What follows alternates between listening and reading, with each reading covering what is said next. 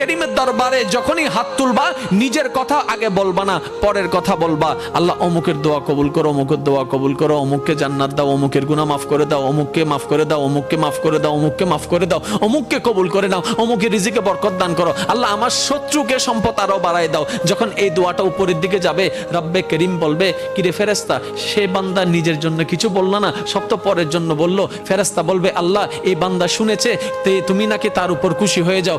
যে বান্দা অন্যের জন্য ভালো চাই, তুমি নাকি তার ভালো চাও। যে অন্যের প্রশংসা করে, তুমি নাকি তার সম্মান বাড়ায় দাও। আল্লাহ যে অন্যের জন্য মঙ্গল কামনা করে, তুমি নাকি তার জন্য বরকত বাড়ায় দাও। এই বান্দা সেই সূত্র বুঝতে পেরেছে, তাই নিজের জন্য চাচ্ছে না, সবার জন্য চাচ্ছে। রব্বে করিম বলে, তার দোয়া ফরিয়াদ কবুল করার ব্যবস্থা করো, কারণ যে অন্যের ভালো চায় আমি আল্লাহ তার ভালো করে দিই। বলেন সুবহান। মনে রাখবেন, আল্লাহর কাছে চাইতে হবে হালাল জিনিস, হারাম জিনিস নয়। আপনি যদি আল্লাহকে বলেন, রব্বে করিম আমার দুশমনের ফাঁকটা লেঙ্গা করে দাও,